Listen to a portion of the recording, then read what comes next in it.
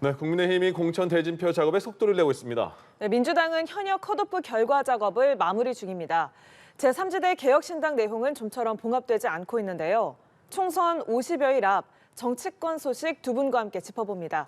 김철현 경일대 특임교수, 장윤미 변호사 나오셨습니다. 어서 오십시오. 안녕하십니까? 네, 안녕하세요. 예, 먼저 국민의힘 공천 살펴볼까요? 대구, 부산, 울산, 강원 이렇게 단수 공천 지역을 발표했습니다. 그러니까 공천 전체 지역구에서 한 반 정도가 이제 마무리가 된 것 같아요. 근데 뭐 다 마무리 안 됐지만 오늘 발표된 걸 보면 먼저 주진우 전 비서관이 하태경 의원이 이제 네. 지역구로 옮긴 부산 해운대를 단수 공천 받은 거잖아요. 받았습니다. 예. 그리고 반면에 뭐 예전에 측근이라고 불렸던 뭐 김기현 전 원내대표, 권성동 의원, 박성민 의원은 단수 공천 받지 못하고 보류가 됐고요. 등등 이렇게 어쨌든 이렇게 시스템을 움직이고 있다고 하는데 지금까지 발표된 국민의힘의 공천 과정은 어떻게 보십니까? 특히 오늘 이렇게 친분을 떠나더라도 뭐 측근이냐 아니냐에 따라서 나뉘었잖아요, 공천이. 일단은 뭐 전체적으로 공천 잡음 없이 아주 순조롭고 아주 친밀하게 잘 정리되고 있다고 봐야 되거든요. 예. 그 한동훈 우리 비대위원장하고 어쨌든 정영환 우리 공천관리위원장하고 굉장히 환상의 조합을 보여주고 있다 이렇게 보입니다. 가장 우려했던 게 보면 윤심 공천 논란 또는 우리 한동훈표 사천 논란이 벌어지면 어떡하나 하는 그런 것들이 가장 걱정됐었던 부분이 있었거든요. 예. 그런데 지금 보면 어떤 용산의 어떤 공천 또는 용산의 후광 또는 용산 봐주기 공천 없다는 것이 명백하게 확인이 되고 있고요. 특히 이번 총선에서는 용산 참모들이 오히려 무덤이 될 수도 있다 이런 평가까지 나오고 있는 상황이거든요. 그래서 예. 그런 부분들이 좀 잘 정리되고 있는 것 같고 예. 한편으로 볼 때는 그 중진들의 험지 출마가 또 이어지고 있습니다. 그 김태호, 뭐 조희진 의원 같은 그렇게 또 중진들의 험지 출마 이어지고 있고 또 김성태 전 의원이나 또는 김무성 전 대표처럼 자진해서 또 백의 정군의 길을 선택하는 그런 모습들이 있어서 예. 굉장히 조금 공천이 너무 매끄럽게 되고 있고요. 또 한편으로 볼 때 전체 이제 총선판이 낙동강 벨트 또 한강 벨트 또 수원의 반도체 벨트 또 우리 경기도 남양주 쪽에는 보면 어쨌든 이재명 전 대표하고 어떤 갈등을 맺었던 그 민주당 인사들의 어떤 이재명 벨트까지 만들어지고 있어서 이번 총선에서 전체적으로 굉장히 벨트 라인으로 해서 굉장히 조금 진지도 잘 구축되고 있어서 예. 생각보다 이번 공천이 굉장히 순조롭다. 굉장히 뭐 공천 잡음없이 잘 굴러가고 있다 이렇게 보입니다. 예. 지금 그러니까 뭐 비교를 하자면 국민의힘은 지금까지 큰 잡음이 없으니까 뭐 네. 깔끔한 공천이 아직까지 이루어지고 있다 이렇게 말을 하고 있어요. 한 반 정도만 지났습니다마는 근데 오늘 같은 경우에는 주진우 전 비서관 같은 경우에는 굉장히 그렇죠. 국힘에서 유리한 지역에 단수 공천 된 맞습니다. 거잖아요. 여기에 대해서는 어떤 뭐 특혜냐 아니냐 이런 네. 얘기도 좀 나오던데요. 어떻게 보세요? 의미가 있죠. 어떤 의미가 있냐면 대통령의 최측근이 굉장한 양지로 갔고 사실상 대통령실 인사 중에 양지로 선정된 1차 인사라고 보시면 될 것 같습니다. 지준우 전 법률 비서관이고 해운대 갑이란 지역은요. 지난 21대 총선에서 부산 지역에서 가장 큰 표차로 이긴 지역입니다. 예. 하태경 의원은 사실상 본인 지역구를 사수하고 싶었을 겁니다. 좋은 지역이니까요. 국민의힘 입장에선. 그런데 사실상 등 떠밀리다시피 해서 중진이라는 이유로 그리고 사실상 비윤이라는 이유로 험지에 출마를 종용당한 거 아니겠습니까? 그 자리를 그럼 누가 메울 것인가를 봤을 때 아, 대통령의 최측근이 갔구나. 저는 매끄러운 공천이라고 평가할 수 없다라고 생각하고요. 예. 이 부분과 관련해서도 뭐 당내에서 이른바 친윤 인사에 대해서는 이렇게 처음에 좋은 지역에 배정을 받았는데 지금 되고 있지 않은 오히려 지연이 됨으로써 눈길을 끄는 지역구들이 있지 않습니까? 예. 짚어주신 대로 권성동, 김기현 이 두 분은 과거에는 뭐 윤핵관이다 뭐다 이렇게 지칭됐을지 모르지만 지금은 그렇지 않습니다. 예. 구윤핵관이라는 거죠. 대통령과 거리가 멀어졌습니다. 이런 분들에서는 바로 본인 지역구에 대해서 이 단수 공천 내지는 뭐 경선을 하는지 여부도 가르마가 안 타지고 있는 거 아니겠습니까? 예. 이런 부분이 사실 앞으로도 내관이 될 수 있다 이렇게 평가하고 싶습니다. 이 주진우 전 비서관 공천에 대해서 장동혁 사무총장은요.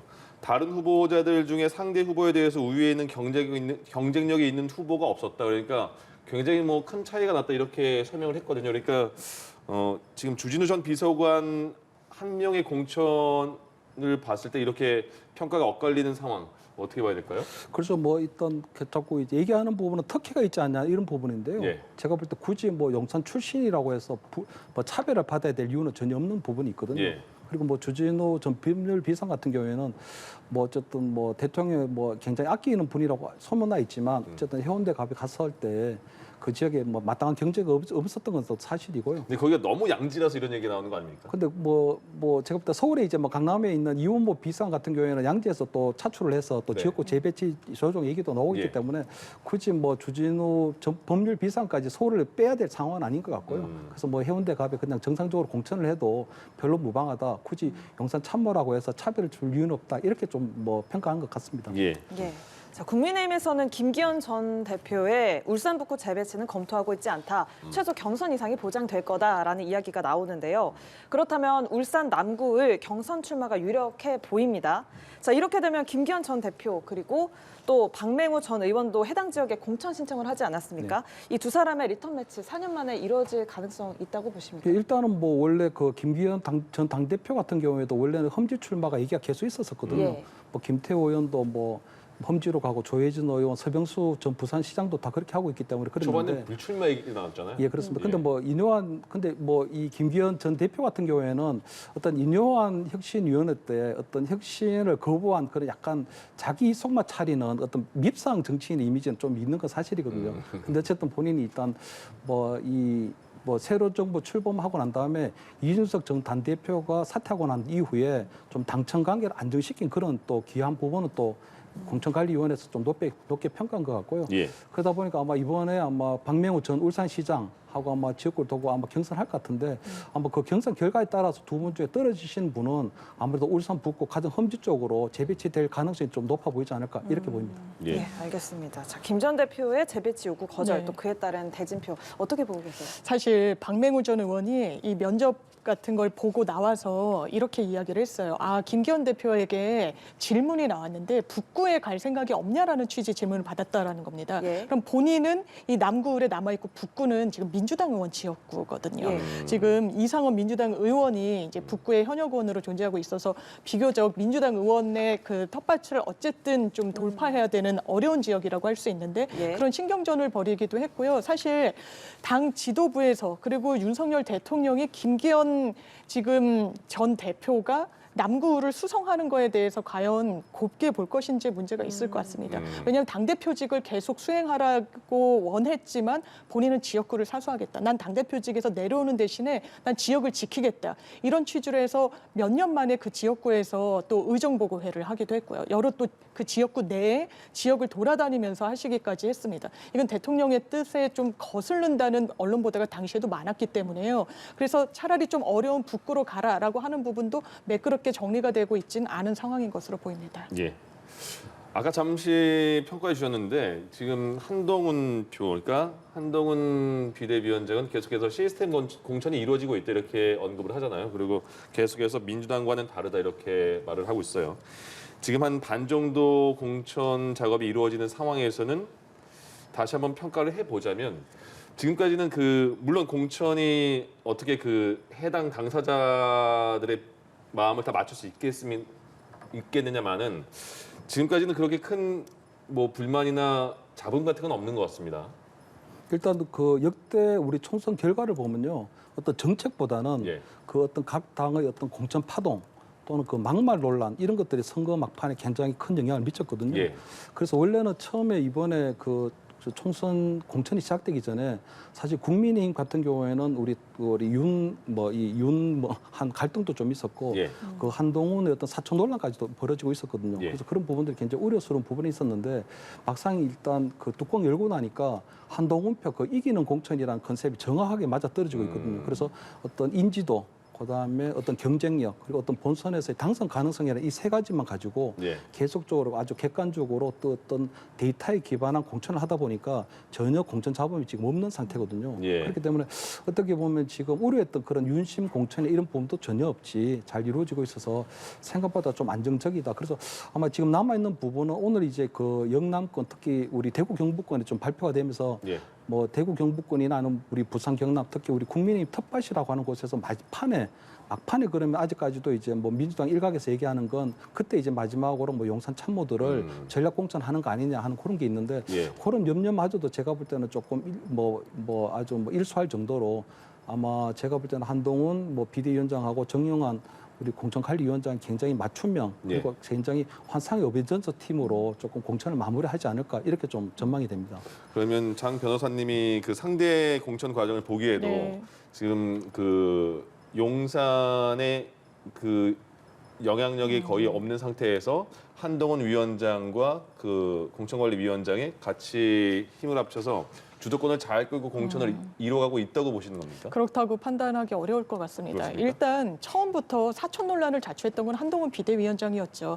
마포 지역에서 현역 당협위원장이 앞에 앉아 있는데 김경률 비대위원 손들어주면서 나올 거라 그랬습니다. 그러면서 술잔이 식기 전에 나오겠다 그랬어요. 당장 대통령실에서 사실상 꾸짖은 거 아니겠습니까? 왜 이렇게 당의 공천과 관련해서 사천 논란을 자초하냐는 사실상의 비판이었던 셈입니다. 그런 부분이 매끄럽게 됐다. 김경률 비대위원이 나오지 않는다라고 했지만 그건 김건희 여사의 명품백과 관련해서 또 본인이 못 나온 그리고 내려놓은 이런 어떤 해석도 나왔지 않았습니까? 이건 매끄럽다고 보기 어렵고요. 지금도 그렇습니다. 장기판에 말을 옮기듯이 영남권의 중진들을 민주당 현역 의원들이 있는 곳으로 옮기고 있죠. 저는 성공하면 좋은 전략일 수 있겠지만요. 그렇다면 지금 국민의힘에서 어떤 풍경이 벌어지고 있느냐.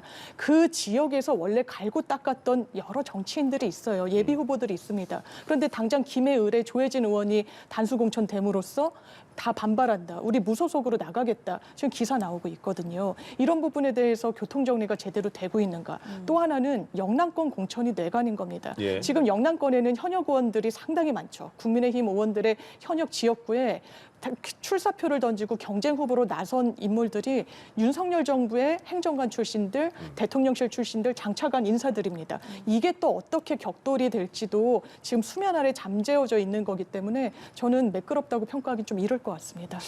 민주당 공천 문제는 잠시 후 여쭤보겠습니다. 예, 알겠습니다. 자, 여야가 모두 심혈을 기울이고 있는 곳 바로 낙동강 벨트입니다. 특히 김해, 양산 이 네 곳의 대진표가 관심을 끌고 있는데요. 일단 민주당은 현역 의원을 내세워서 단수 공천을 하기로 했고 또 국민의힘은 양산 지역의 김태호 의원 그리고 조금 전에 말씀하셨지만 김해 지역의 조혜진 의원 이렇게 중진 의원들을 차출을 하기로 했습니다. 이 낙동강 벨트는 최근 5번의 총선에서 아무래도 야당 지지세가 높은 지역이었잖아요. 이번에는 어떨까요?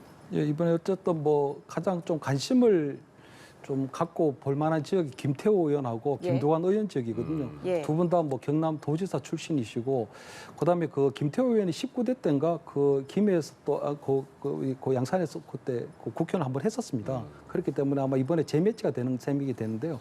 그 19대 때하고 21대 이렇게 보면 김두관 의원이 한 2,000여 표 차로 겨우 이겼던 곳이거든요. 예. 그래서 아마 이번에 김태호 의원이 아마 김두관 의원하고 한번 해서 제가 볼 때 조금 성산도 굉장히 높다고 보이고요. 아마 이번에 김태호 의원이 아마 김두관 의원을 꺾고 아마 이기게 되면 본인이 아마 희생해서 험지로 간 만큼 그리고 또 아마 2027년도에 아마 대권 잠룡으로 거듭날 수 있는 좋은 기회가 되지 않을까 보이고요. 예. 나머지 그 조혜진 의원 같은 경우는 지금 조금 어려움이 있습니다. 왜냐하면 지역구를 옮기다 보니까 그 지방에서 가지고 있는 특유의 그 소지역주의라는 게 좀 있거든요. 그래서 아무래도 그 지역에서 오랫동안 이제 뭐 선거 준비를 해오시던 분들, 예비 후보들 이런 분들이 조금 반발하는데 아마 오늘 공천관리위원회에서 어떤 경선 방식을 택하지 않고 그분들이 어떤 경선 방식을 택하지 않고 아마 조혜진 의원을 전략 공천한 거는 예. 아마 그 지역에서 아무래도 조혜진 의원이 3선이고 아무래도 좀 더 경쟁이 높다고 판단한 것 같고요.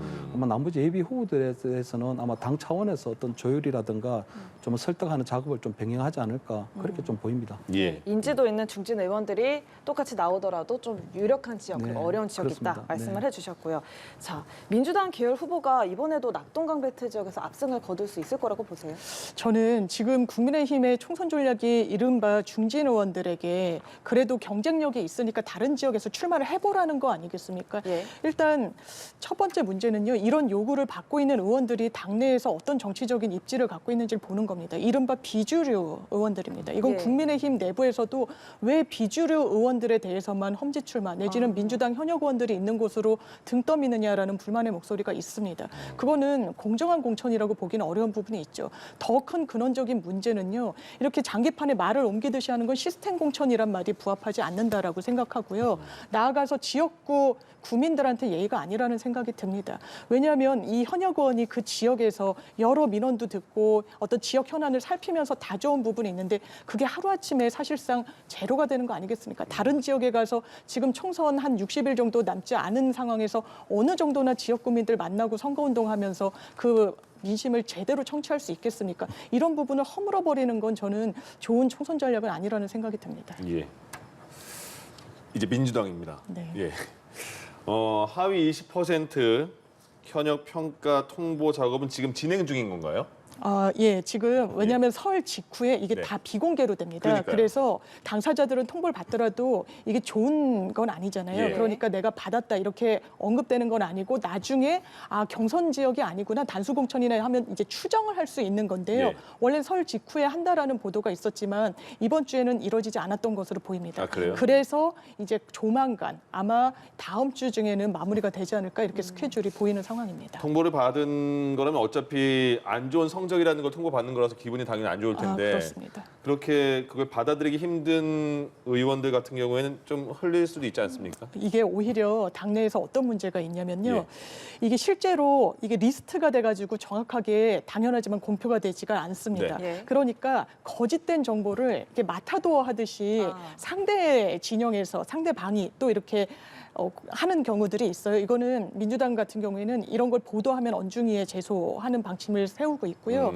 또 나아가서 법률적인 조치까지 하는 등 좀 단호하게 하는데 예. 이 하위 20%에 대해서 사실상 컷오프다 이야기가 나오는 이유는 지금 공천관리위원회에 들어가기 전에 총선기획단 차원에서 하위 20% 현역 의원들에 대한 감점 비율을 상당히 좀 높였습니다. 네. 그래서 과거보다는 조금 어떤 혁신 경쟁에서 우위에 서기 위한 어떤 시스템을 좀 다져놓은 측면이 있다 이렇게 보실 수 그렇군요. 있겠습니다. 근데 이거는 왜 그런 걸까요? 이게 당연히 그 해당 의원들한테는 정말 기분이 안 좋을 수 있는데 네. 홍영표 의원 같은 경우도 여론조사를 당해서 여론조사를 돌리는데 그 지역에 어떤 민주당 후보가 유리합니까를 돌리는 거잖아요. 그러면 이제 여론조사에서 여론조사로는 뭐 1번 민주당의 많은 예비 후보 중에 1번 후보가 점수가 많이 나왔네 이렇게 평가하는 건데 그 해당 지역에서 예를 들어서 홍영표 의원은 빠졌다면서요. 예, 이게 그렇습니다. 제가 관련해서 취재를 했던 기자분한테도 뭐 타사입니다. 예. 여쭤보기도 했는데 이게 정확하게 어느 단위에서 기사를 쓴 심지어 기사도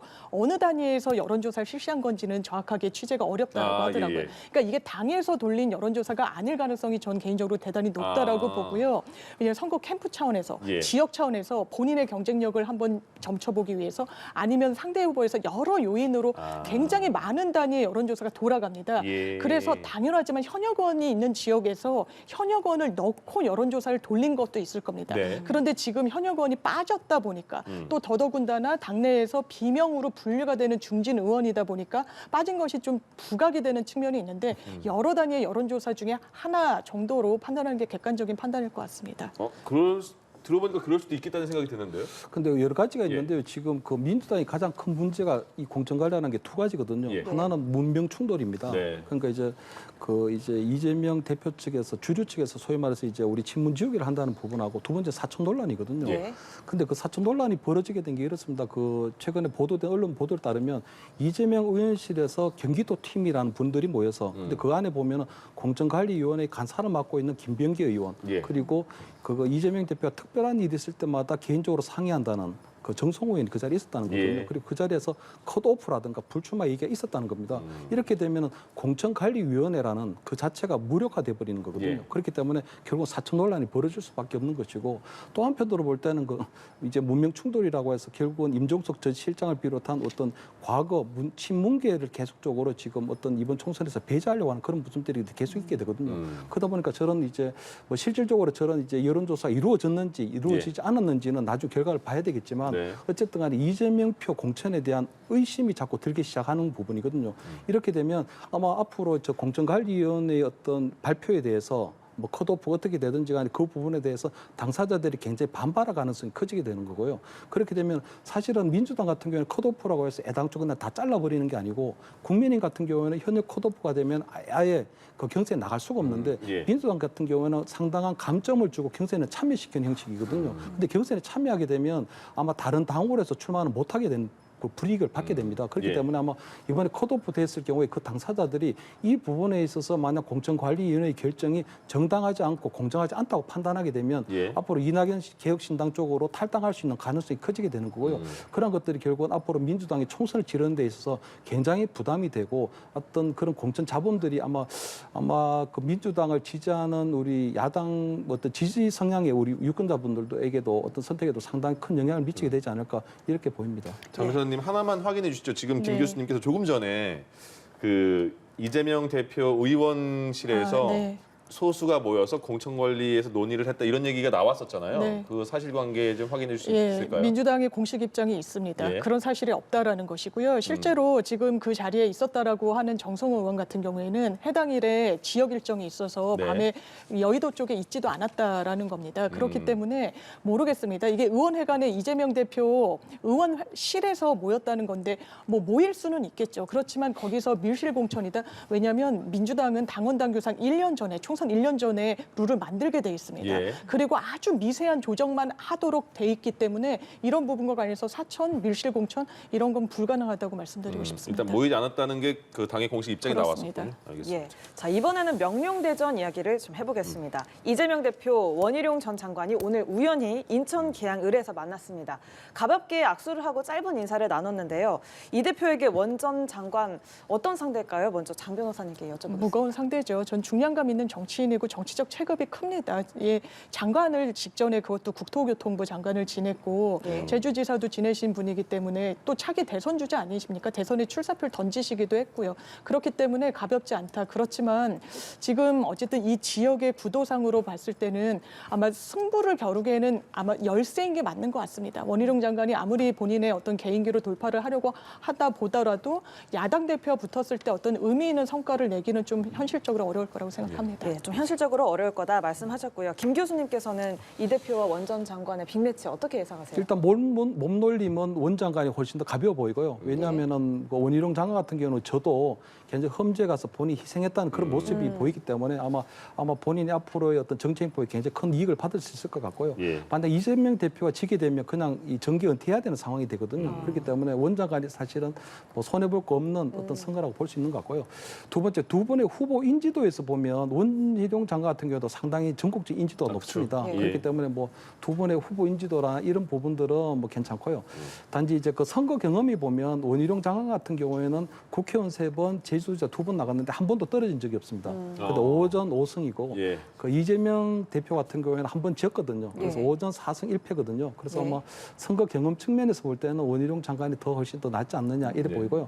한편으로 볼 때 그 지역 자체는 굉장히 어렵습니다. 예. 민주당이 계속적으로 계속 당선이 되고 예. 그 국민의힘에서는 한 번도 당선이 된 지역이 없긴 하지만 이번에 어떤 정부에 대한 윤석열 정부에 대한 부정평가 높은 만큼 이재명 대표에 대한 비호감도도 엄청나게 높거든요. 그렇기 때문에 아마 원희룡 장관이 어떤 부정적인 평가를 안고 선거에 출마하지만 이재명 대표에 대한 비호감도 워낙 높기 때문에 한번 겨뤄볼 만한 선거가 될 수도 있지 않느냐. 그리고 네. 마지막으로는 어떤 유동규 전 본부장이 저기 또 이제 출전을 하거든요. 그래 유동규 전 본부장이 어떤 이재명 대표를 따라다니는 어떤 스토킹 캠페인이 또 얼마 정도의 또 위력을 발휘할까 하는 것들도 예. 이번 명령대전에 상당한 변수가 되지 않을까 그렇게 보입니다.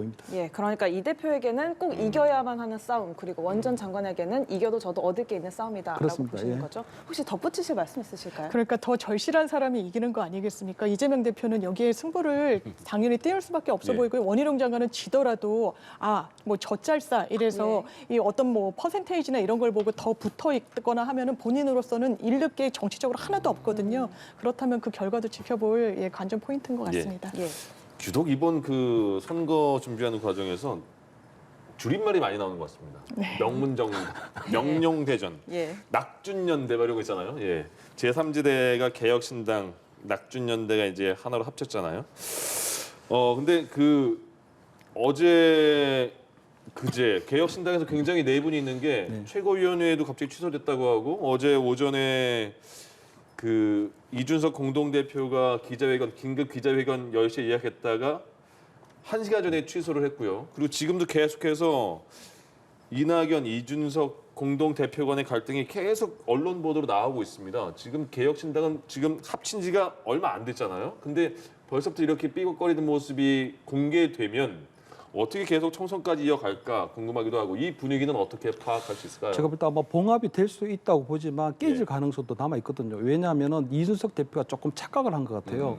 그러니까 고래 싸움에서 이제 새우가 살아남으려면 새우가 몸집을 키워야 된다. 그 새우 고래를 만들어야 된다. 그런 얘기가 있었잖아요. 예. 그래서 아마 몸집을 키우려고 했는데 지금은 보면 이준석 대표가 좀 고립되는 형국이거든요. 처음에는 이준석 대표가 어떤 주도권을 쥐고 개혁신당이라는 당명, 예. 로고, 정책도 다 가져갈 줄 알았는데 지금은 그 우리 이번에 양정숙 의원까지 합류하면서 민주당, 구민주당 그 현역 의원들이 5명이 되면서 이 개혁신당의 모습이 꼬마 민주당처럼 조금 바뀌어가고 있는 모습도 있거든요. 그 과정에서 보면 현역 의원 5명이 다 이낙연 계열이 되면 결국 이준석 대표가 계속 고립될 수밖에 없는 부분이 되고 예. 어떻게 보면 지금 이준석 대표가 항상 얘기했던 게 양두구육이라는 말을 네. 하는 바람에 문제가 됐는데 지금 이준석 대표 자체가 양두구육 정당이 되고 있거든요. 왜냐하면 본인이 반페미니즘을 얘기했는데 류호정 의원은 페미니즘을 얘기하고 있기 때문에 예. 반페미니즘이라고 쓰고 그거 이 페미니즘으로 읽어야 되는 형태가 되고요.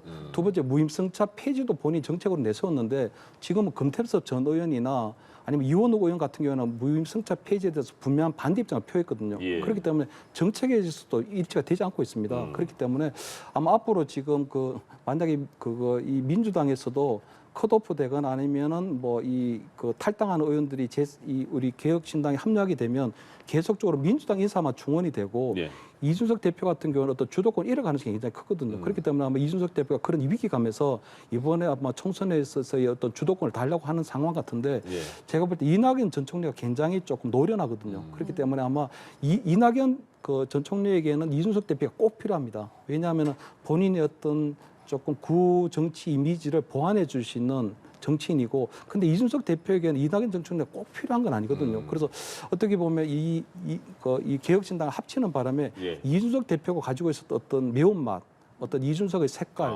컬러를 완전히 잃어버렸거든요. 그래서 어떻게 보면 이준석 대표 같은 경우는 지금 본인이 생각했던 것보다 이거 잘못됐구나 하는 생각을 가는 가능성이 굉장히 높아요. 예. 그렇기 때문에 아마 이준석 대표가 속으로는 아마 이낙연 전 대표하고 어떤 손절도 생각할 수도 있을 것 같고요.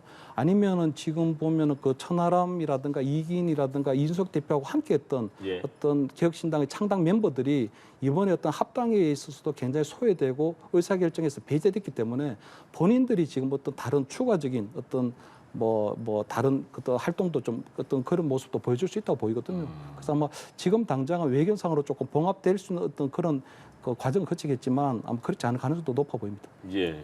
예, 조국 전 법무부 장관도 신당을 창당을 하죠. 자, 조국 전 법무부 장관 정치검찰의 권력을 국민께 돌려드리겠다라면서 이 창당 시점은 늦어도 다음 달 초가 될 거다라고 밝혔습니다. 자, 오늘은 김영삼 전 대통령 묘역을 참배했는데 어떤 행보라고 풀이해야 될까요? 이 지지세를 좀 다져가면서 또 확장도 어쨌든 의도한 행보라고 보여지는데요.